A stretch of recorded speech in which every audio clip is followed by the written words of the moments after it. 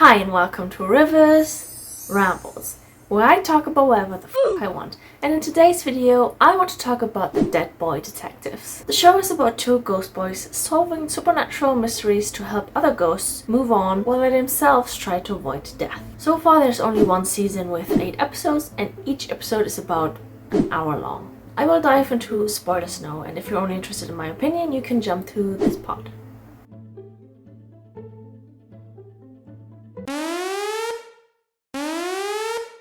The two ghost boys in question are Edwin and Charles. Through one of their cases, they get to know Crystal, a psychic medium possessed by a demon. Once the demon, David, is expelled, they still have or want to help her because she's lost her memories. She doesn't remember her full name, her family, where she's from, nothing. Edwin isn't too pleased about Charles letting her stay with them, but Charles is super hyped to have a psychic help them out with their cases. Usually they don't help the living, but Crystal insists on helping a missing child, in the US no less. And thanks to her abilities, they can find and save her. However, by doing so, they mess with Esther, a witch who kept the child to preserve her own youth and swears revenge on them. Once they're in the US, Crystal moves into a room above a butcher shop owned by Jenny. Just when the boys are about to leave the US, they're stopped by a bunch of cats who bring the three to the Cat King. The Cat King is pissed because Edwin used magic on a cat to solve the missing child case. At the same time, he's oddly fascinated, aka attracted, to Edwin, yet he doesn't forget to punish Edwin with a caging spell, meaning Edwin can't leave the US. The condition to break the spell is to make the Cat King happy. There are several ways, but Edwin is too oblivious to the Cat King's flirtations, so the Cat King makes him count all the cats in Port Townsend instead. Since the bracelet won't come off, neither with violence nor with magic, all Edwin can do is to actually count cats and solve some cases while they're at it. The next case is Crystal's neighbor Nico, who is possessed by two dandelion sprites. After they've been exorcised, Nico can see ghosts as well. While whiling away their time, they receive a lot more ghost clients. So many in fact that they need to start filtering their cases. Edwin also befriends a boy named Monty, Esther's crow, who she Pinocchioed into a real boy. His mission? Getting close to the Dead Boy Detectives and gaining their trust. He's very obviously flirting with Edwin, who's oblivious to Monty's advances until Nico points them out. The next cases they solve involve trapped spirits caught in a loop in a haunted house and a lighthouse haunted by a sea monster, luring its prey by imitating the voices of loved ones. And lastly, there's a couple of teenage assholes poisoned by a girl after one of them leaked her nudes to his friends. Apart from solving the cases, we also have Crystal, who is still being haunted by her demon, David, and tries to get rid of him, which works, but also causes her to lose her psychic powers. And Nico, who plays Cupid for Edwin and Jenny. Jenny's date, however, doesn't end so well. Meanwhile, Esther assigns Monty to lure the ghost boys into a trap, but it's deadly, which Monty, who has developed true feelings for Edwin, isn't aware of. But no need to worry. The Cat King comes to the rescue and Crystal, unrelated to the Cat King, regains her powers. Then there's the night nurse who works at the Afterlife Lost and Found department. She's in charge of the errant souls of minors, which is why she's looking for Edwin and Charles, because they're missing from the afterlife. The reason why Edwin is avoiding his afterlife is because he's condemned to spend it in hell. Not because he was a bad person, but due to a sacrificing ritual performed by boys who bullied him. He'd been sent to hell before and managed to escape, which is why he'd obviously rather stay on Earth. Charles, on the other hand, was bullied to death, and due to Edwin, who was a comforting presence, as incredible as it sounds, Charles didn't realize he died. Not right away anyway. When you could see me, I knew it was too late. But I did not want to scare you. Well, glad you didn't say anything.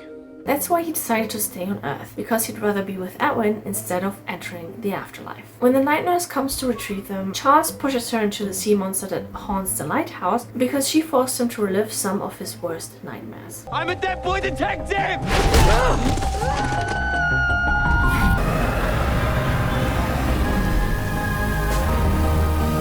However, she manages to escape, and while the boys try to circumvent the rules, successfully so, Edwin is dragged back to hell. Charles then willingly ventures into hell to rescue Edwin. On their way out, Edwin confesses the feelings he holds for Charles, which he realized are of romantic nature. However, Charles only has platonic feelings for Edwin. Once Edwin and Charles are out of hell again, the night nurse wants to take them back to the afterlife, but Nico outlawyers her with her own rules. With no counter-argument, the night nurse lets them be for the moment until the proper paperwork has been filed. Meanwhile, Crystal has a final showdown with David and retrieves her memories, but they're not too pleasant. As Edwin had been dragged to hell, The Cat King's bracelet fell off, and with their main objective, the retrieval of Crystal's memories, finished, the two boys and Crystal decide to return to their respective homes. But they're interrupted by Esther, who, since the whole getting rid of the boys plan isn't working, abducts the two boys because she wants to extract Edwin's painful memories and convert them to energy to become all-powerful. Nico and Crystal, who were left behind, set out to rescue them. They manage to defeat Esther, but Nico sadly dies while protecting Crystal. Crystal officially becomes part of the Dead Boy Detective, and they offer Jenny to join as well. The season ends with the boys getting a visit from the night nurse with one of her superiors, known as the principal. They want to take the boys back to the afterlife, but the principal is impressed by their work, so she lets them continue. With the night nurse as their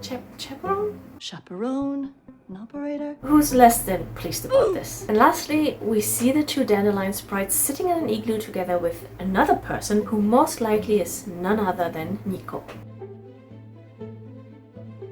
My first impression of the show was that it's about a repressed gay and a bisexual puppy. And I don't think I'm that far off. Okay, granted, Charles doesn't reciprocate Edwin's feelings yet. No, but for real, I really loved Edwin's discovery of his feelings, him being honest with them, and how Charles handled it. There was no ounce of shame or disgust, and I love how their friendship didn't fall apart because of it.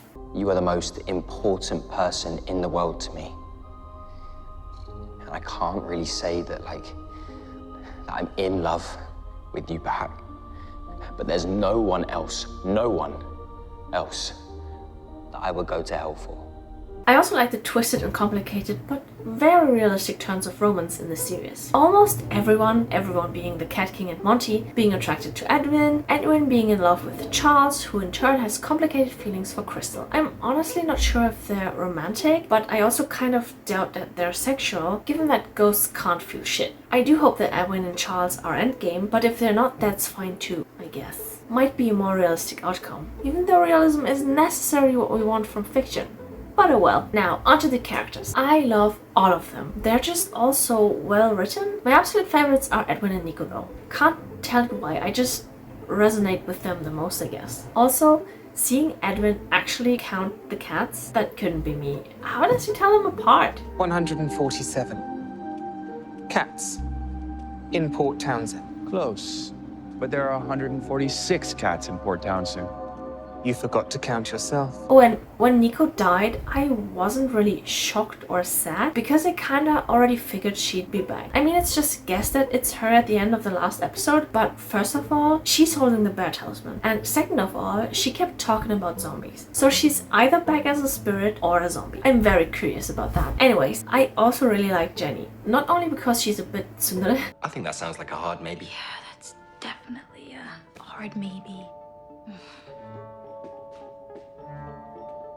But also because she feels like someone I've met in real life. There isn't a specific person she reminds me of, it's just that she feels so real. For example, here. That wasn't weird at all. Here. Besides, no one ever turns out to be who you think they are, and it's disappointing. Or here. Nico, I wanted to apologize, I guess, for snapping at you and causing emotions in your eyes. The same is true for Charles for completely different reasons. Unlike Edwin, he's very emotional and not afraid to show it. However, he very much likes to stay optimistic, which isn't always possible and causes him to have emotional outbursts. Every day, I'm fucking smiling.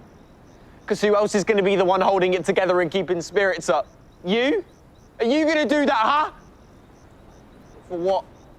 Then we have the storytelling, which is incredibly rewarding. Things get shown and mentioned which are picked up later in the show. For example, the Sprite's jar, Nico and the bear talisman, the walrus trying to tell his story, the washerwoman, and so on. Apart from that, I also love the script. I basically love all of Jenny's lines, but there were also gems like this one. Marty! Jesus! I'm trying to threaten some kids. Fuck off. The kid had a sardine. You're such a whore. And that one. If I wanted to be around people, I'd haunt a Denny's. Can we kill her? Oh, well, I would at least get some black salt. Fuck me, did you even listen to my story? And I really felt the last one. And lastly, I wanted to mention some miscellaneous things. Oh my god, I said it correctly. And lastly, I wanted to mention some miscellaneous things, like The third episode being the scariest because of this weird and disgusting monster. I couldn't look at the screen, to be honest. And that I really liked the chapter markers throughout the episodes. I don't know why, I just like them. Especially the case closed. Maybe because it gives a sense of completion. And that's pretty much it. Oops. I really hope it'll get renewed for a second season. I'm a bit paranoid ever since The Bastard Son and The Devil himself got cancelled. It was such a good show. Maybe I should make a video about it. Okay y'all, I'm sorry. I guess I jinxed it. Honestly, that's why I can't get attached to anything anymore. How about you? Have you already seen it? Who was your favorite character? Let me know in the comments below. If listening to random people talking about random stuff on the internet appeals to you, leave a like and subscribe. And if you have any topics you'd like to hear me ramble about, leave your suggestions in the comments below. Thanks so much for watching and have a wonderful rest of your day. Bye! You never know when the good you do may come back around.